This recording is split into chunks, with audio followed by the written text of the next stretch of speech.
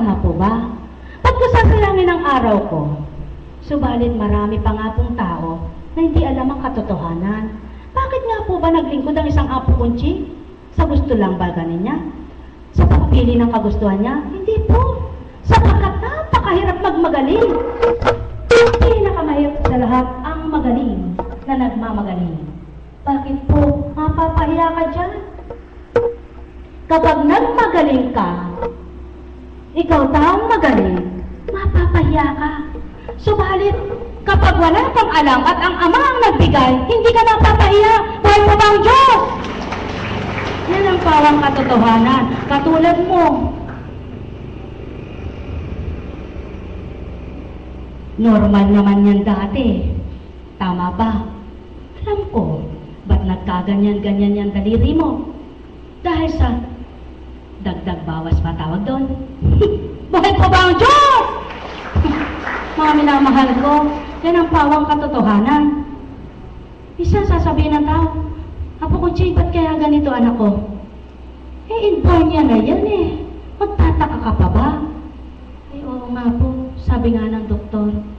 Ba't alam mo pala yun? Ba't sinasabi mo pang ganon? Di po ba? O katulad ni Ren. Sasabihin, Apo Kunching, ba't nagkaganito ito? Pag sinabi ko katotohanan, baka umuwi kayo, magalit kayo kay Apo Kunching. Tama po ba? Kaya hindi ko sasabihin ang katotohanan. Maliban pag magaling na yan, siya kakausapin ko. Buhay ba ang Diyos? Anak! Yan, ganyan ang Diyos. Ganyan ang Espiritu. Pero tao, pag may alam siya, diretsahan sasabihin sa'yo. Hindi niya na sinalang-alang ang lahat. Diretsahan. Subalit ang Ama iba. Kung kinakailangan, ikaw lamang ang kausapin. Ikaw lamang ang kakausapin. Kung kailangan marami kayo, sulong kakausapin kayo. Tama po ba? Yan ang pawang katotohanan, mga minamahal ko. Kaya pag sinabing, Apo Kunching, ba't nagkaganito siya? Ituturo lang sa'yo kung ano dapat gawin nyo. Tama ba, anak? Subalit, kailanman hindi sasabihin ng tunay at buod, ugat na dahilan.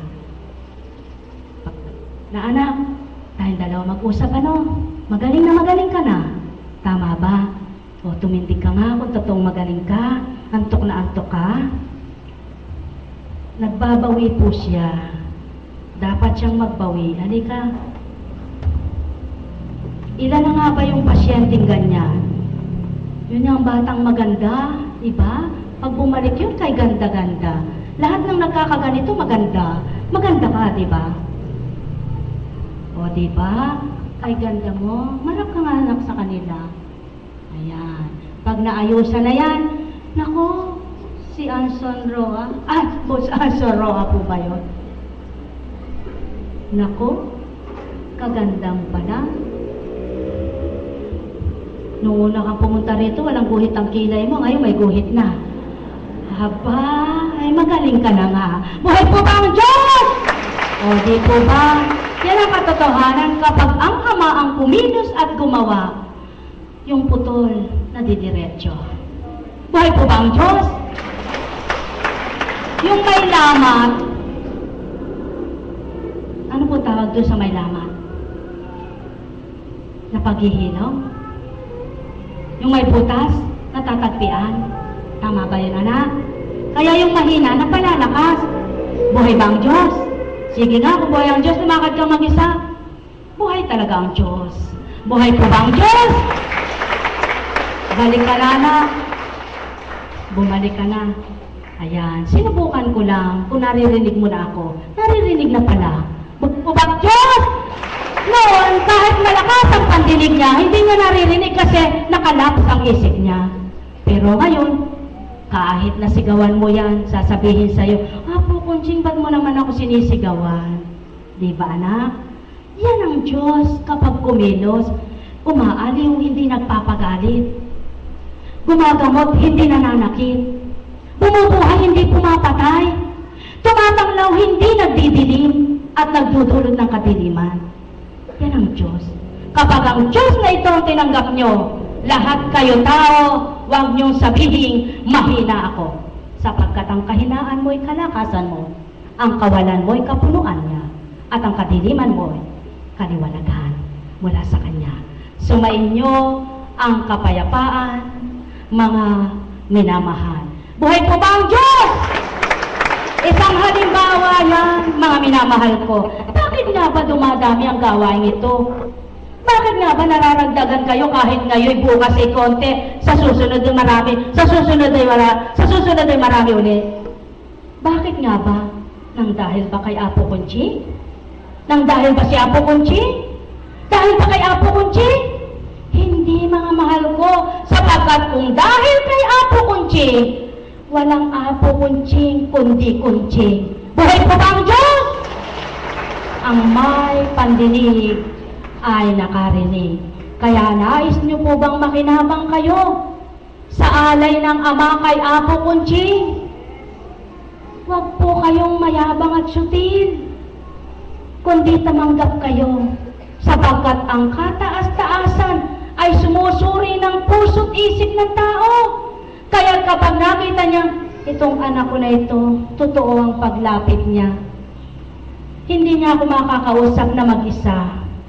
At di niya ako kayang kausapin kung wala ako sa kanya. Kaya itong ginagamit ko, ipapakausap ko at sasabihin ko sa kanya, anak, si Constancia ay tao. Si Apo Kunching tao. Subalit ang espiritu ko, nag-atas sa kanya. Hindi demonyo, hindi iba, kundi ako. Kaya kung makikinig ka, ang espiritu ko, siyang pinakinggan mo. Hindi si Constancia, hindi bilang Apo Kunching, kundi ako bilang espiritu. Sumain niyo ang kapayapaan, mga minamahal.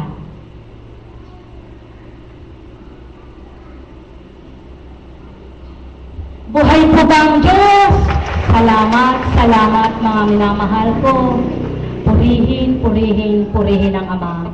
Alam niyo po, habang nasa dambana sa simbahan po ng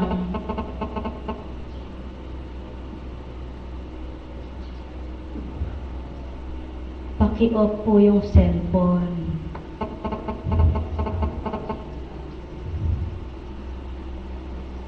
Diyan sa bandar yan.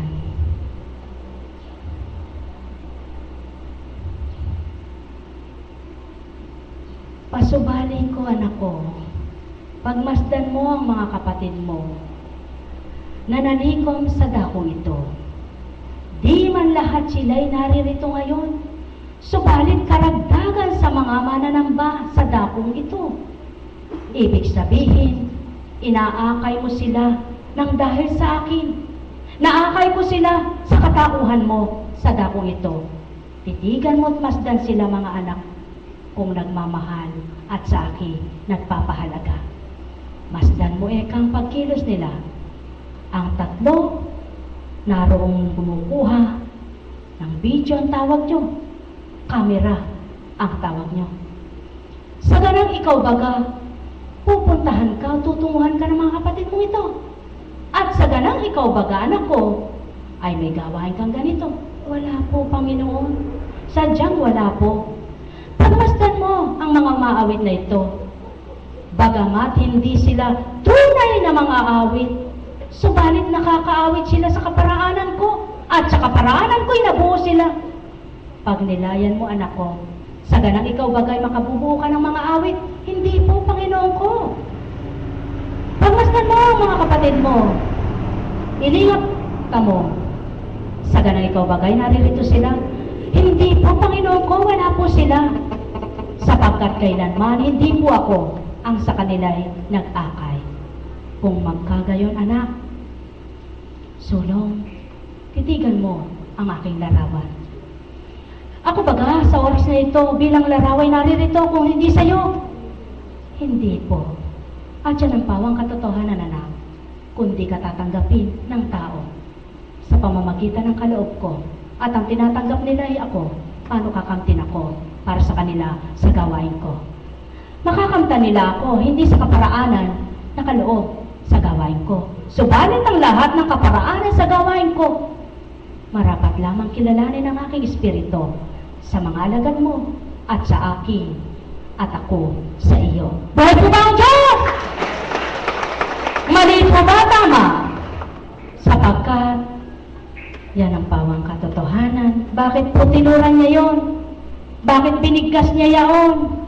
Sapagkat maliwanag ang tinuran ko bilang apo kunchinyo. Ama, Ama ko, sa pamamagitan ng iyong Espiritu, sa panghal